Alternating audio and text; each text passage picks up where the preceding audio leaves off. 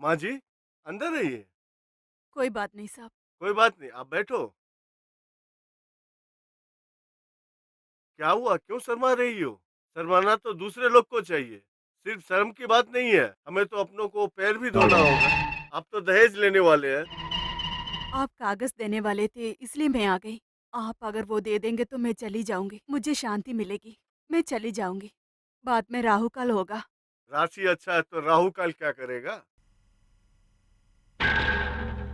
बेटी है क्या? हाँ जी।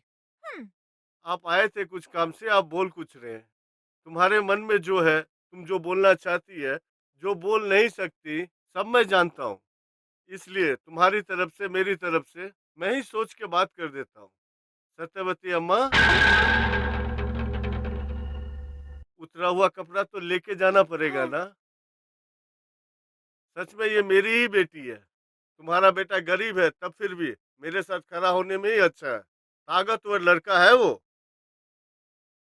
दोनों ने प्यार किया है, शादी करने में कोई प्रॉब्लम ही नहीं है। मुझे बहुत पहले ही पता था। मैं तो तुम्हारे का रिश्ता लेके आने ही वाला था। वही मुहूर्त पे तुम आई। ये ठीक है। बच्चों ने तो सोचा, लेकिन आपके और हमारे बीच में काफी फर्क है। अरे पागल, इतना करोड़ कमा के टाटा गया कहाँ था? सबको तो वहीं पे जाना है। अरे तू मना मत कर, मैं पैर पड़ता हूँ। बात सुन लो। उन दोनों को साथ मिलना मेरी भी आशा थी। आपकी भी आशा अगर वो है तो उनकी किस्मत। लक्ष्मी देवी की तरह एक बहू मेरे घर आना मेरी किस्मत। अरे माँ जी, ये सब तो मुझे पहले ही पता था। इसलिए मैंने बेटी को सब कुछ सिखाया। घर के काम सिखाया, खाना पकाना सिखाया, कपड़े धोना भी सिखाया। ऐसे ही मछली पकड़ना, खाना बनाना, बर्तन धोना, कपड़ा धोना, सब कुछ सिखाया। सिर्फ एक रह गई, भीख मांगना। नारियों की तरह जीना। वो भी सिखा लिया तो अपनी घर की बहू बना लेना। क्योंकि जब परेशानी आएगी तो भीख मांग के खाना खिलाना। कितनी हिम्मत तुम्हारी! मेरे घर में काम करने वाली औरत आज मेरे ही घर में आके मेरा बेटी का हाथ मांगती है। जिंदा नहीं छोड़ूंगा मैं। जाओ यहाँ से। मेरी कागज मुझे दे दीजिए, मैं चली जाऊंगी। क्या है रे? अरे लायर की तरह बात कर रही है। पहले मेरे पूरे पैसे लौटा दे, उसके बाद कागज ये मिलेगी। क्या है?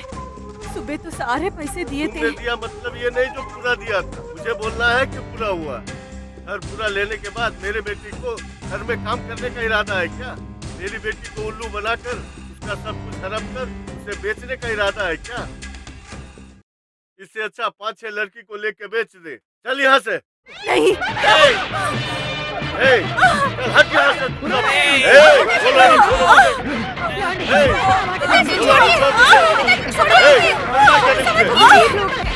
देखता हूँ मैं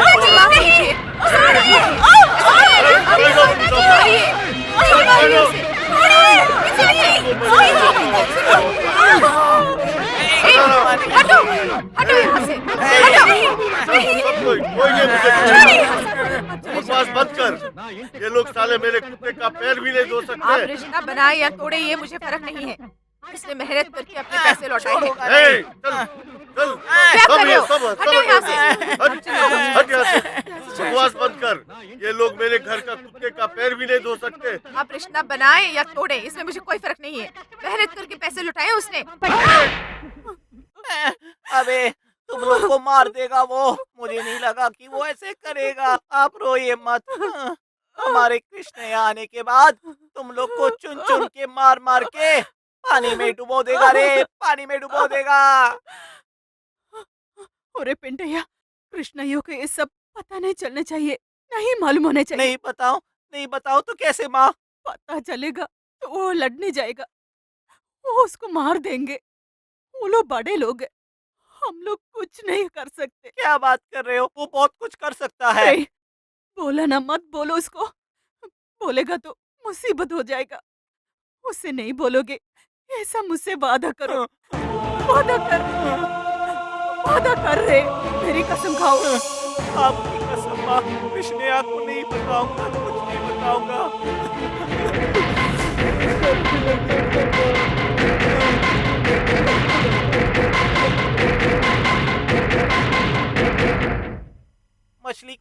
रास्ते में आज मुर्गी उठा ले आया? अकेले नहीं, बड़े लोगों के साथ गया था। और फिर?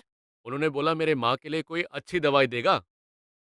कल से मेरी माँ का शक्ल देखो, एकदम चमकेगी वो। तू मुर्गी लेके आया तो मुझे लगा हमारे लिए। चल हट रे बालक। वेंटैया कहाँ है? कल से तू दिख नहीं रहा था। चल जाने दे। वेंटैया तो ऐसे ही है, मेरे साथ नहीं तो कोई और घूमता रहेगा।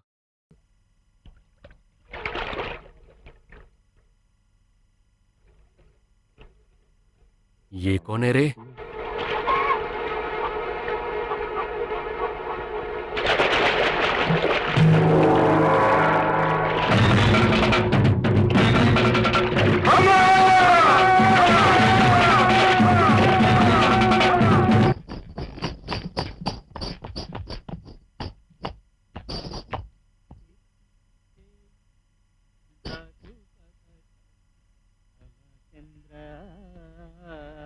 जय हो भोले शंकर, भोले बाबा की जय हो, जय हो, जय हो भोले बाबा की जय हो। पिछले जन्म इस घर पे कोई उर्मिला नाम की कोई मंडोदरी रहती थी।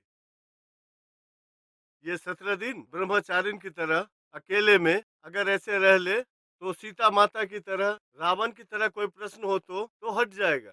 अगर कोई बार बार आकर के कोई तंग कर ले, वो तुम्हें हिम्मत भी दिलाएगा। ऐसे वेद व्यास ने महाभारत में लिखा है। स्वामी, मैं आपसे पूछना चाहता हूँ, आज के जमाने में भी दुर्योधन और दुशासन जैसे लोग होते हैं क्या? है ना जी। वैसे इनके आगे वो क्या है, उनके हरकत तो बाहर होते थे, पर इनकी इनकी तो हरकत अंदर होती है। ये धरती को लड्डू के तरह खाए जा रहे हैं, फिर क्या बचेगा? ये क्या है, दिमाग है या हाँ। नहीं? चप्पल तो बाहर रखो। पुल्ला भाई के घर में पूजा अरे, चल रहा है और तुम चप्पल पहन के अरे। अंदर आ गए। लो, तुम दुष्टों की बात कर रहे थे, वो देखो वैसे ही दिखता है। ये पागल है ये। वो नहीं है, आप गलत सोच रहे हो। वो दुष्ट नहीं है, वो कमीना नहीं है, वो नीच और कुत्ता इंसान नहीं है। इस घर के पुल्ला भाई है। हाँ? क्या है ये सब? आपने ही तो बोला था बाहर जाएंगे तो इज्जत नहीं रहेगा, इसलिए जो पहले करना चाहिए था वो अभी कर लिया। आपको परेशान ना करो सोच के बाहर का पंडित बुलाकर अंदर ले आया। यानी ये 17 दिन आप किसी को नहीं देखेंगे और ना ही बात करेंगे। ये व्रत बड़ा पावरफुल है, आप बस केयरफुल रहिए। अरे तू बहुत चालू है। तुम्हारा ये व्रत, ये तीर्थ, ये नाटक मेरे पास नहीं चलेगा।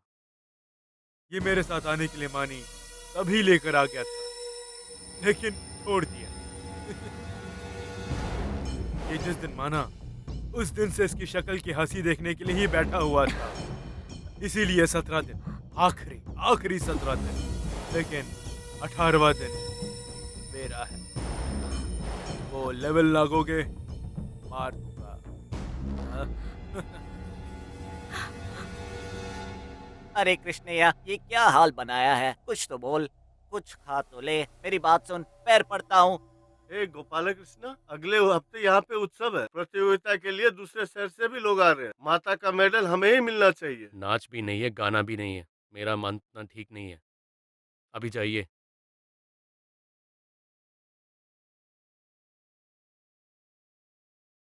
देखिए, खाना खा के 3 दिन हो गया है। कन्हैया, कन्हैया, कल तुरु पिटरा मेरे घर आया है, मालूम है क्या? कन्हैया क्यों इतना उदास होता है? मेरा पिता भी मर गया है, मेरी माँ नहीं मरी। मेरी परेशानी उसे मालूम नहीं। मैं कैसे जी रही हूँ? मुझसे ज्यादा परेशानी है उसे। हमेशा गोदावरी तरह उछलने वाले वो ऐसा हो गया तो कैसे सोच रही होगी? वो सोच रहा था कि वो खुद तुम्हारे पास आ जाएगा तुमसे बात करने की, लेकिन पता नहीं कल से वो भी दिख नहीं रहा है। उसी को तो मैं ढूंढ रही थी। मैंने भी बहुत लोगों को कहानी सुनाया था,